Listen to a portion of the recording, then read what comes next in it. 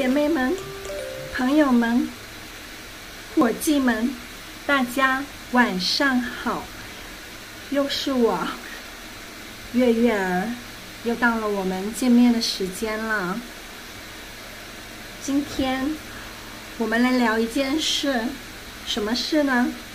关于顺女的那些事。到底顺女人过得真的比跨性别们要好很多吗？我们跨性别到底要不要羡慕他们呢？因为他们真的比跨性别姐妹们过得好吗？下面我请到了一个朋友，将要带我们了解最真实的顺女的那些事，让大家了解她到底是怎么样生活的。因为他来南宁旅游了，所以找到了我，所以就这样就跟他见面了。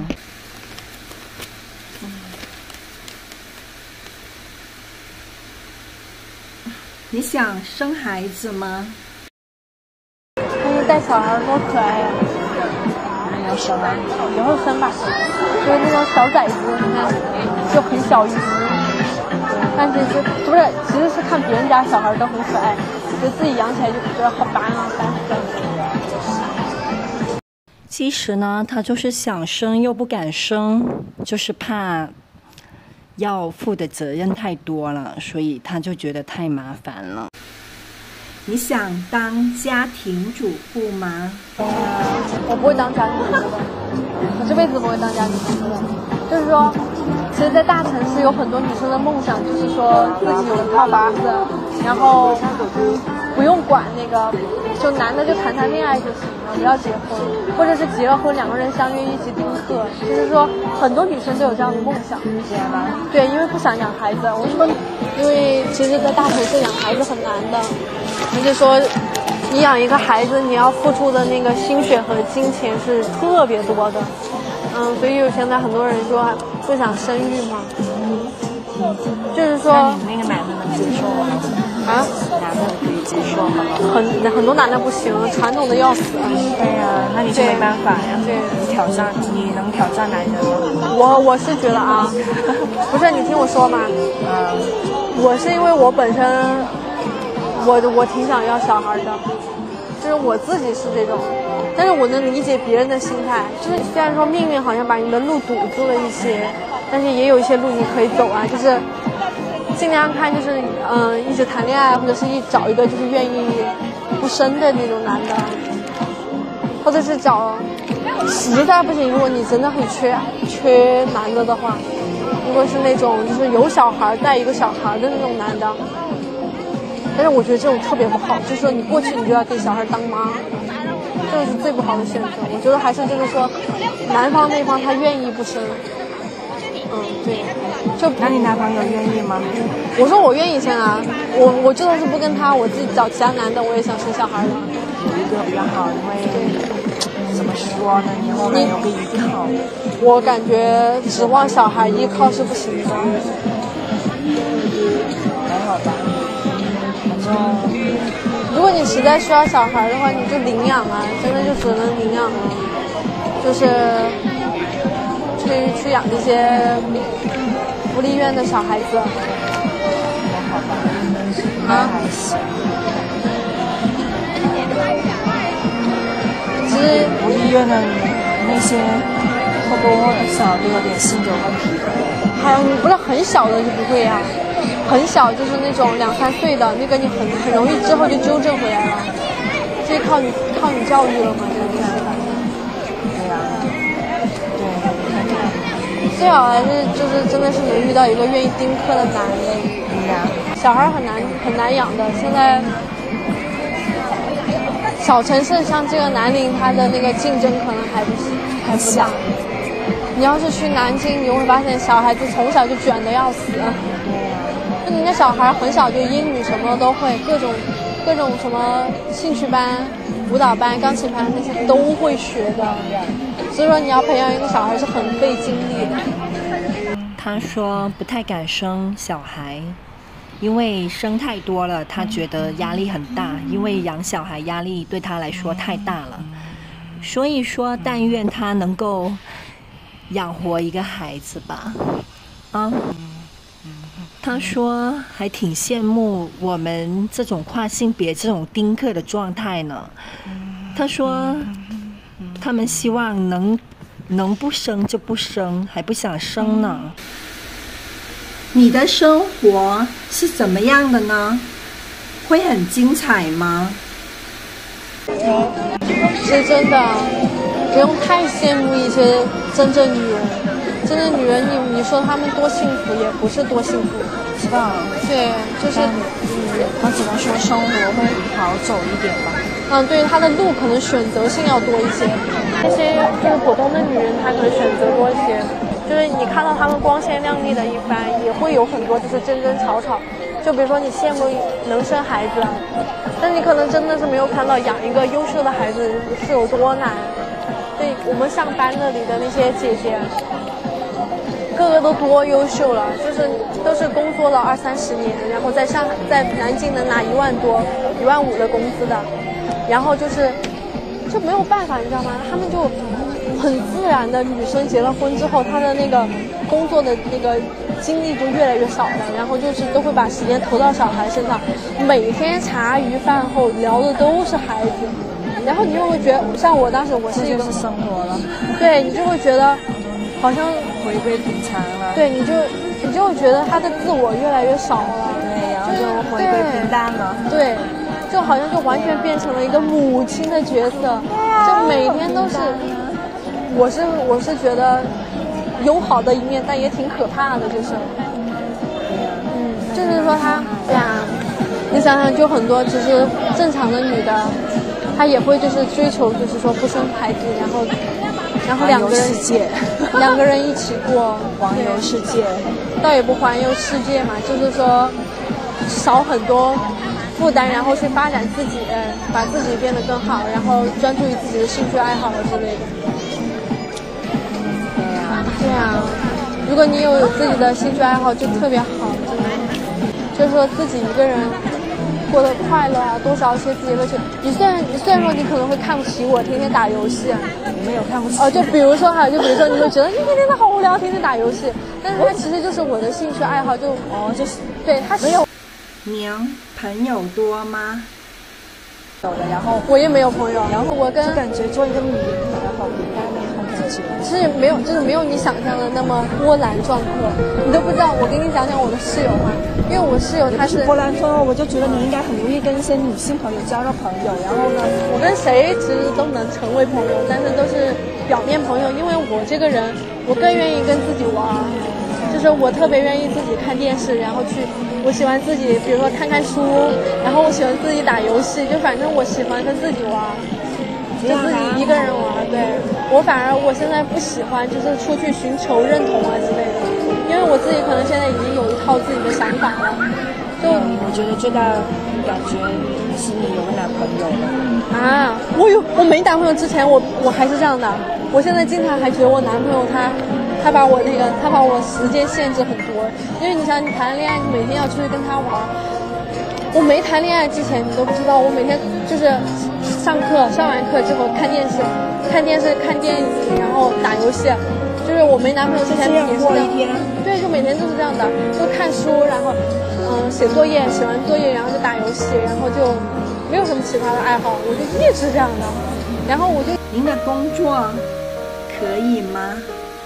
我工作不会，因为我是对所有人都超级和善的那种，就是别人说，哎，你帮我做这个，我说好，我帮你做，然后就是那种，我是那种很有点弱鸡的在职场上，对，而且我觉得初来乍到哈，就当你没有混成一个那种很老的人的资格的时候，就尽可能的还是稍微多做一些事情，就是说。那你去了职场有没有那种喜欢拉小帮派？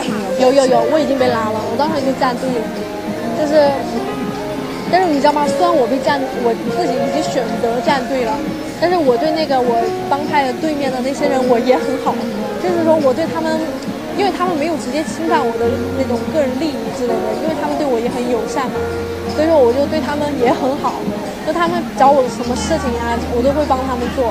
然后所以说我站的不明显，但是我自己心里有知道我是最喜欢我自己帮派的人的。对，就我自己帮派的人，他不管说别人什么坏话，我觉得这种就是你有认同感，就是说你被别人拉入帮派了，我就觉得你这种我就喜欢你这样。我刚开始进去的时候是没有帮派的，没人拉我，我每天就自己做自己事情，然后自己偷偷摸摸就用电脑这就是你作为平常人的这么一个优点。其实我自己觉得哈，现在我也都24了嘛，我以前玩的最好的朋友，他把我微信都删了，就现在自己跟你很好的真正的女朋友。对，我们从初中就一起玩了很多年。就是我走到现在，然后我大学最好的朋友现在在广州嘛，然后也是就是3-4个月才联系一下，就是说我真的没有一个好朋友。就我每天其实也没有怎么跟大家玩，基本上就是可能2个星期嘛，2个星期左右跟一个女生出去吃个饭，然后其他时候都是自己一个人。然后我现在就觉得。那你是什么时候就开始维持这种状态了？我研一就这样了，研一上就是有1年多了，就是大学什么啊？我研一，就是说有多少岁啊？就是我上半年遇到我男朋友之后才有人陪了嘛，当时都已经23了。其实我在这种发展里面就越发觉得人真的是要跟自己相处的，就是你要出去找认同很难，你要找信任也很难。而且年纪越大，就人与人之间的关系其实越淡漠的，就你很难就是真的很交心。所以说我觉得能维持一个比较普通的，现在我就是男朋友就是属于最好的朋友了，每天就会聊天啊之类的，要不然就没有人朋友的。然后就觉得反正就一个人，其实你就好好跟自己相处嘛，自己多发展一下爱好啊，自己多关注自己的兴趣，就表面朋友。对，就大家一起在某个时间陪伴一下自己。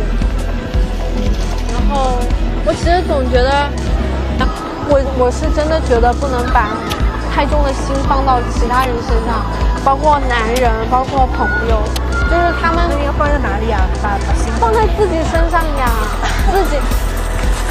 我感觉啊，对的，你们就是我感觉你们是性别就永远是摆在第一的难题。对，但是我感觉好像我们也有点相同的地方，就是说你好像跟女性朋友也就是说也很难，就是说大家相处的很好的那种。我不是因为就是说很难跟他们相处，而是我自动选择了不去交流了。对，工作中呢也是就是说。也是跟人家是表面性的朋友，我们工作也是跟人家是表面性的朋友。对，然后你也就是说跟女人，她说她平时也是在家里，也就是说打游戏啊什么的，都也不太爱社交，然后她是也是好像也有点封闭，不太爱社交，然后我就觉得这个有点一样。好也行，这样也行。对呀，就有点一样啊。因为你知道吗？我不认识你之前，我以为这女人都是今天跟这个姐妹出去玩，明天又跟一帮人出去。我现在只想回去躺着，然后看看电视，打游戏。走吧，可以打游戏。对呀，我还以为你的生活很丰富呢。就像比你还枯燥，我都不出去转的。对呀，接触你之后，我感觉就是这个女人的那种，而且生活姿态好像有一点，而且我跟你说，破灭了，就有点现实。而且你都不知道我以前另一个室友多封闭啊，他就是那种一整个月他都不用出1次校门，他都不用，从来都不跟任何人交流的那种。对呀，他就比我跟你讲，我每天还要跟我的朋友聊天，就是我每天至少还要说几句话啊。对，他是那种1个星期可以不跟我们说1句话。对呀，就是一个女生，顺女就是顺女，所以说。就感觉，我们以为真女生会好一点，没想到也有这么丰富。但是你知道吗？我觉得差别是在于，我们是主动选择了这样的生活，而且觉得这样的生活才是更快乐的。这样，我们找不到朋友，不想去找朋友，是因为就想自己玩。对，我们都不喜欢社交的。听完他的话，我觉得他说他工作中也交不到一个真心的朋友，全都是那些表面的，也交不到朋友的。所以我就觉得这跟我们也没啥什么区别了，是吧？也感觉就是差不多一样。然后他说他平常也比较封闭自己，不太爱交朋友。然后我就觉得我们想努力的走出封闭，我们想努力的就是说走出去生活，但他却努力的把自己陷进去了，把自己封闭起来。所以我就觉得他反而还要追求这种封闭，然后我就觉得这种就感觉有一点消极。你们觉得呢？你们觉得应该要消极的生活，还是要努力拥抱精彩的生活呢？今天的节目就到这里结束了，感谢各位的观看。如果关注超过1万的话，将讲述在泰国蜕变的经历。感谢各位喽，拜拜。